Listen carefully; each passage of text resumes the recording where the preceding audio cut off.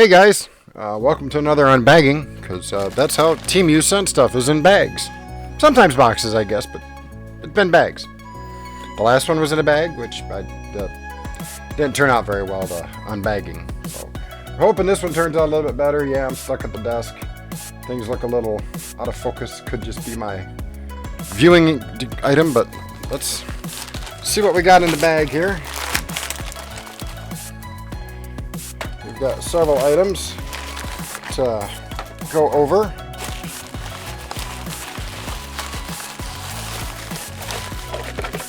I wonder what that is.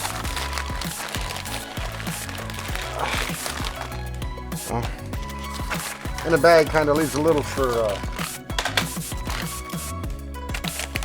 bit to, shall we say, protection. So, I don't know how well it's going to show up, but these are inserts. When you're building things, especially in wood, sometimes it's nice to have a metal insert. These weren't that bad. I will try and remember to put links below to each one of these items. Yeah, these are. I needed some of the little 3mm ones. It's got 3, 5, 4, 5, 6, and 8. So, a decent set. Locally, it would have been about $25 for this. But it didn't cost that much to Temu. Finger splint. This is pretty decent.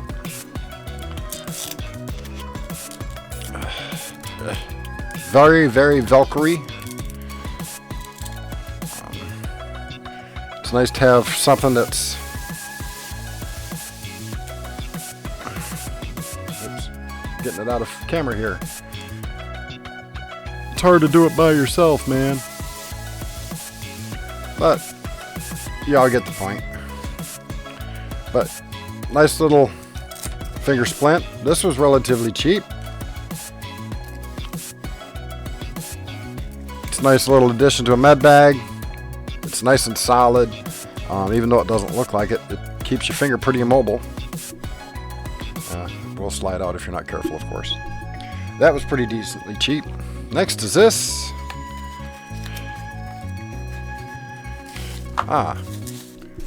Little hand crank light.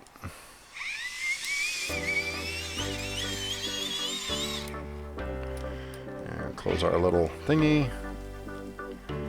And it's not the brightest flashlight in the world. It's also got a solar panel on it. This was relatively inexpensive. It's got a carabiner clip to it. It's a carabiner style clip, so you can clip it onto the backpack while you're walking. Great little light to have if power's out. It's hand crankable, so you don't have to have sun. So if it goes out while it's dark, you can still generate some light. Nice little item. Shove that in there.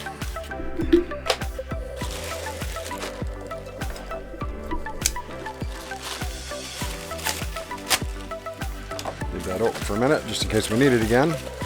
Which it looks like we will. Oh, what do we got here? What is this? I don't remember this.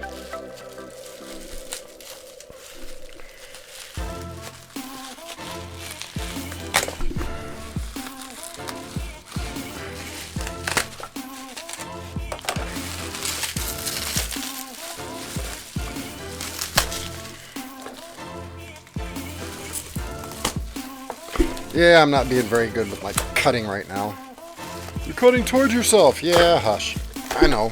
I'm dangerous.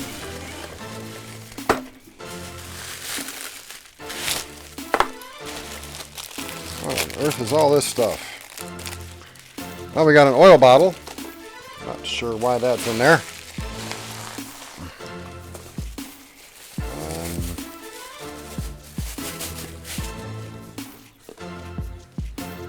Looks like an ice cube tray of something or something.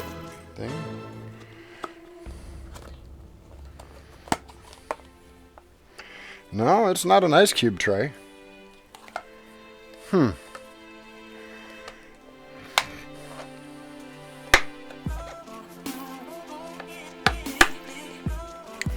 Not sure why we have that. What's this? Oh. Camping stove. Well, this I did order. So we have our adapter. And we have our little camping stove. Pretty good size. Bigger than I thought it was going to be. It does have piezo ignition. And I don't know how well it's going to show up on there.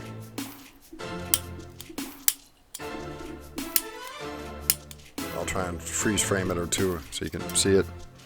But yeah, nice braided line. So yeah, this is something we're definitely going to give a test to. So yeah, that's all right. Get in the box. Get in the box. It doesn't want to go back in the box. There it goes. Get that back in there.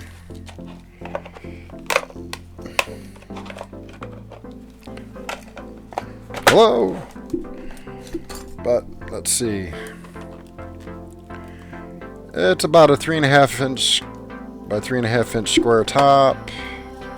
It's about not quite 4 inches deep, so not exactly the smallest camping stove, but we'll give her a test. I got a bottle of fuel over here, so we'll give that a test. Now we'll go to the broken one first.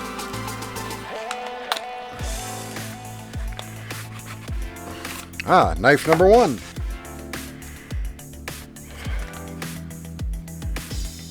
It says square knife. Leather sheath. It's actual real leather. Kind of surprised at that. They included a tip protector, which is nice. Ooh, that's actually pretty sharp. Still got a little bit of oil on it from the manufacturing, but that's okay. I don't mind that. How's the tip?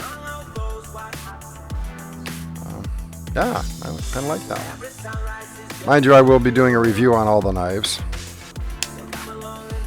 Because there's more than one.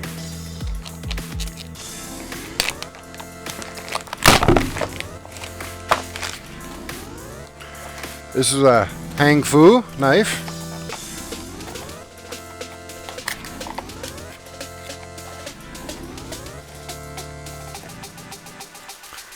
Also an actual leather sheath. It's pretty nice. Not too keen on the carry, but you know, it is what it is. That fits in the sheath quite solidly. It's kind of got a nice little feather texture pattern to it. Can't tell if that looks etched from what I can see.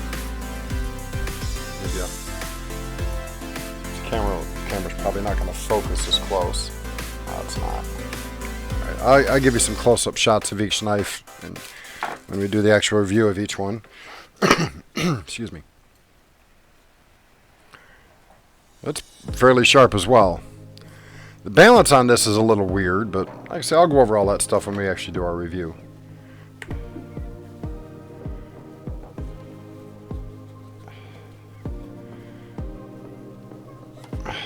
This one might be a problem. I think they under-designed the sheath on this. Yeah, they did. The sheath is nice because it's actual leather, but it's really hard to get in and out. It means it won't fall out on you. Last knife.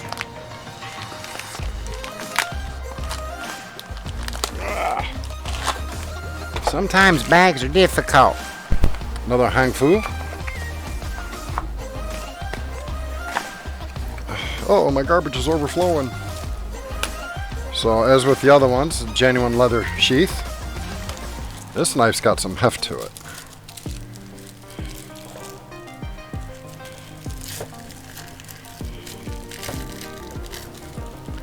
That's got some weight to it. No tip protector in this one. See the spine there. Like I say, I'll give you some close-ups. Full tang, as they all were. Oh, that one's nice and sharp. That's almost David sharp.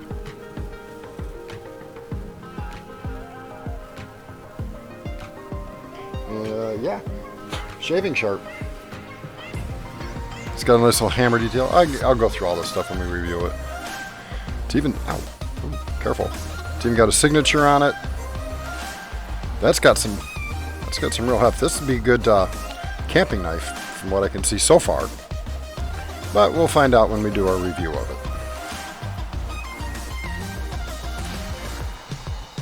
No, I will not be making any custom sheaths for any of this stuff. Last item. Whoop.